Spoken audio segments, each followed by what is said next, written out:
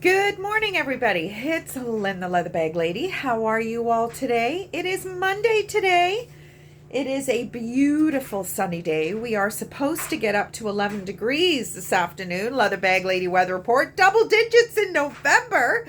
Might not feel like 11, but that is what it's supposed to get up to nonetheless. So it seems to be very cold mornings, very cold evenings, and beautiful during the day. I mean, let's face it. 11 degrees in November, I will take all day long. So today's bag is a bag that I've had for a long time, and I did not think it would ship well. So I've had a couple of these bags in the last 2 to 3 weeks, and that's just because I am looking at moving forward for next year, changing some of the things that I have been doing for quite a few years in terms of selling events, that kind of thing. But we'll talk about that a little bit more after the bag. So this bag it's a bit of a golden oldie. This is from the 50s. What has given me a little bit of confidence to list it is that it will compress. So for me to be able to ship this, it's not going to be as scary as I thought it was going to be. I think I've shared with you before that anything that has a very solid base that is wide, it just costs so much to ship. So, but mind you, if I get off my ass and start dealing with my ship stallion partners, it might not be so bad. So we'll talk a little bit more about that after. So this is a listing from the 50s. It is very, very textured leather. I have moisturized it, and because of how textured the leather is, some of the leather better is sitting just on top. Now, there is absolutely nothing wrong with this bag in any way. There is, however, if I can find it now. Oh, I can't even find it. There was like, did I just see it? There's just, it almost looks like a scratch that runs right across the bag. Has not perforated the leather or any of that, but I did, okay. You almost have to tilt the bag. Yeah, you can't even see it. Now, maybe there it is. See it? I don't know what it is. It's the leather is fine. From this angle, you can see it a little bit. And there's a few more little scratches in the leather. But I mean, from this angle, you can't see it. From this angle, you can barely see it. It's just, you know what? I need to tell you absolutely everything, because that's just some leather better that hasn't absorbed. Just, because if I say it's in pristine condition and then you see some of these scratches on different angles, you're going to think I've sold you something. But I mean, you can't see it. That's the side where the scratch is. Holding this, you can't see it at all. And that's even in the light. So you just I guess it's just the way the light hits it that you can see some of these scratches. Maybe I'm making too big a deal out of it, possibly, but the last thing I'd rather you say, oh, it's in better condition than I thought, which has happened many times in my reviews that I get from my customers. I'd much rather you be pleasantly surprised than disappointed, because that's the last thing I want to do. I have a feeling that this may be brass. There's a little bit of that green tone that sometimes comes when brass oxidizes. Nice little detail here. Just a beautiful bag. Now, what I really love is the interior. It is all beautiful suede. There is a zipper pocket. There doesn't seem to be any branding in this bag, which is not a surprise. A lot of the vintage bags, there is no branding. So but it is gorgeous suede. There's a little bit of a gold metallic band here. It's in beautiful condition inside. And then the snap closure, I just love it. So this is definitely a period piece. You really need to love your vintage to have something like this on your arm.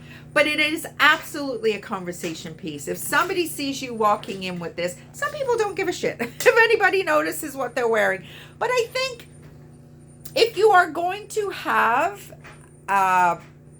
kinship with wearing, using, displaying different things, there has to be an element of uniqueness, wanting to stand out, having something different from everybody else. I mean, there has to be, right? Otherwise, why would you even care? So, you know, sometimes I think maybe, you know, I'm being a little bit, I don't know, I'm making assumptions about my customers because of their passion for vintage. But I do think you want people to notice that you've got something vintage. Otherwise, why would you bother? Again, my impression, I could be way off here. But yeah, so that is today's bag. It's in great shape, just with the exception of that one side that I don't even know which side. Oh, it's this side. So there we go. That is today's bag. So how was your weekend, everybody? It's a nice kind of Monday following a really actually quite a beautiful weekend. Friday was Connie and Mike's hockey game. It was a little bit of a fisticuffs. Well, not fisticuffs, but there was a little bit of a exchange of words with Mr. Michael and another gentleman on the opposing team. But yeah, it's a rec league, so you know what? Some people take it way too seriously. And it wasn't Mike. It was the other guy who was very, very combative with Mike. But Mike, being a red-blooded Italian man, he was not taking that laying down. So some words were exchanged. But that's okay. We went out for a drink after, and it was a great evening. We stayed up quite late Friday. We went to the falls on Saturday, which was amazing. We had a great time. We stayed at the Best Western Cairncroft. There's only one Best Western hotel in Niagara Falls. We've been trying for a year and a half almost to get a vacancy in this hotel.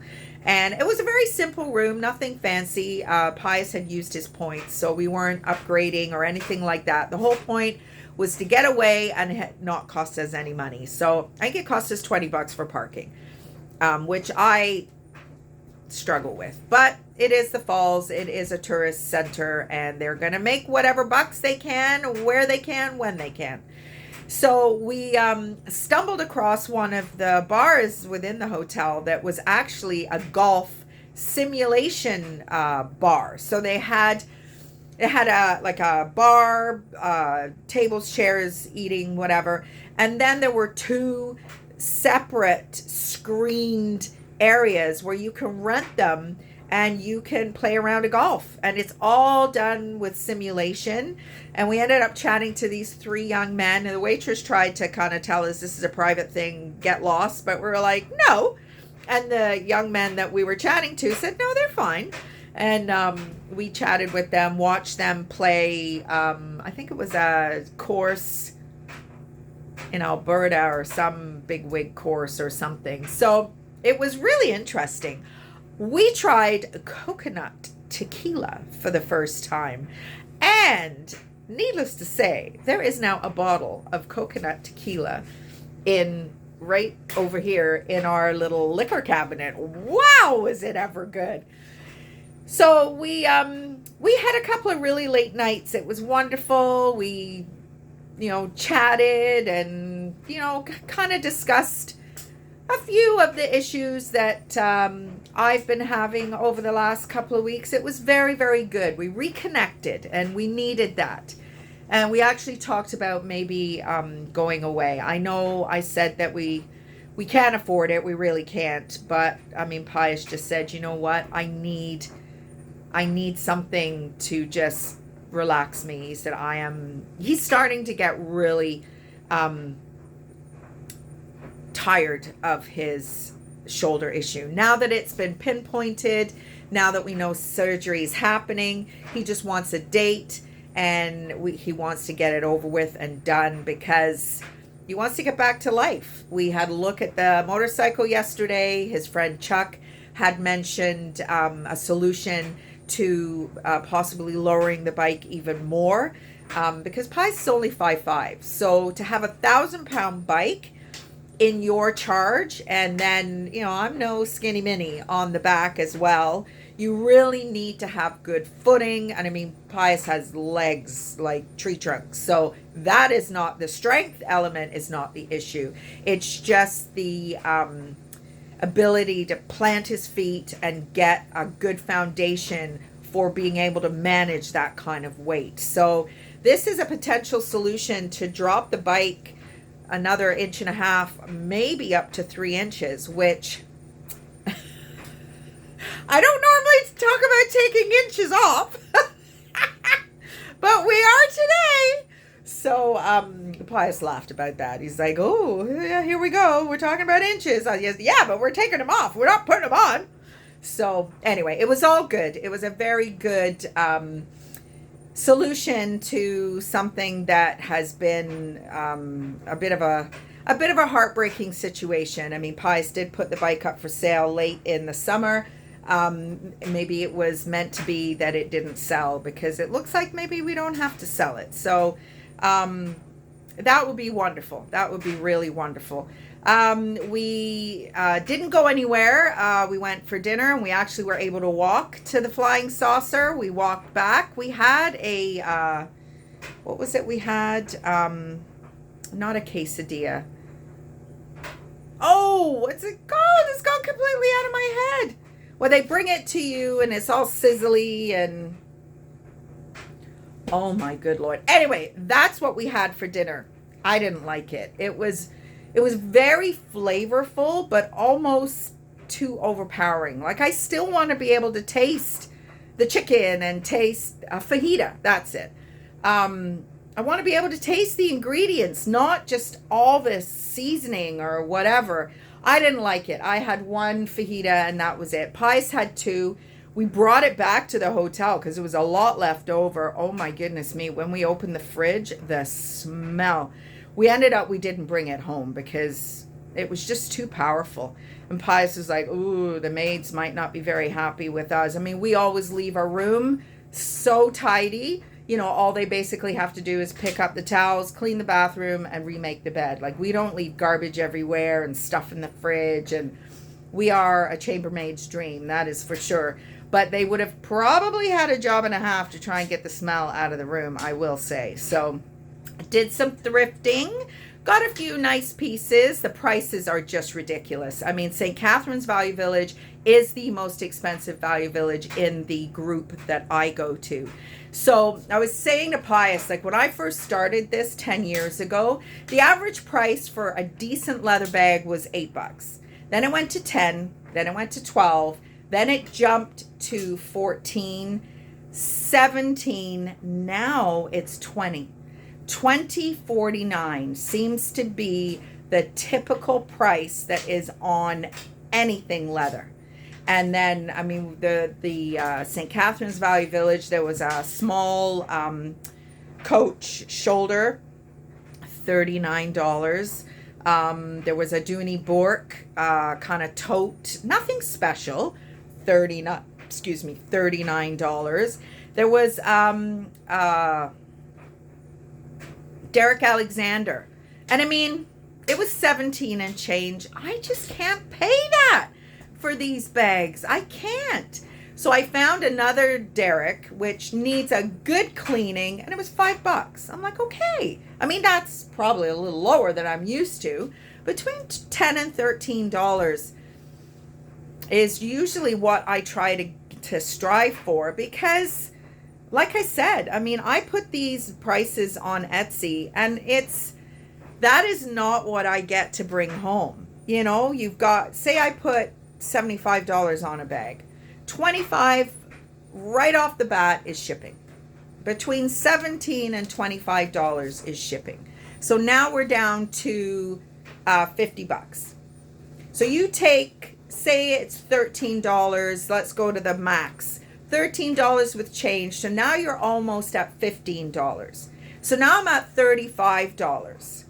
So that's my shipping, the price of the bag, and now I've got my cleaning supplies, my shipping supplies, and my Etsy fees. So that's going to be probably another, I'm going to say $12. So now we're at $35, $25, we're at $23. So out of that $75, I'll make $23. So $23 is $23. But, you know, don't be so quick to jump to the conclusion that, you know, small businesses are, you know, riding the wave of bigger prices or whatever. There was something, I'm a member of, it's called Fempreneurs. It's actually quite cool. And they had something on there the other day about, you know, despite increasing prices, please shop local. And I posted, we don't want to raise our prices. My goodness me, we have hard enough time making sales the way our prices were, you know, prior to COVID, during COVID. I don't want to raise my prices.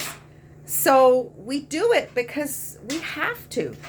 I mean, I can get a Dooney and Bourke bag probably cheaper these days, or at least similar, on Marketplace. And 9 times out of 10, it is in much better condition. I have less work to do to it. Now, from a business standpoint, I'm not getting a receipt, which I can then claim taxes and all that kind of thing. So it's a very precarious spot right now. And I've had a major Christmas show cancel for this weekend. That's 2 now that I've had cancel out of 7. So it's a lot. It's a lot of cancellations, and it just fuels the fire for this little project that I'm doing. And it basically is to bring my bag shows to facilities virtually. Not 100% sure how that's going to happen. And actually, I'm even going to tweak it even more. I've hired a business coach. We have 1 session left. But based on what I'm experiencing, it may be that I have to even take it in a little bit more of a different direction. Not that I'm not going to be using online, but I was planning on doing 1 final show at all of my locations, just to get that one-on-one with the administrator, just to get that business card so that I can connect with them directly. But it doesn't look like I'm going to have much success with that either. Facilities are not wanting people in their buildings during the winter months, which makes sense, I guess. The summer is not really when I would prefer to do shows because I'm doing other outdoor things.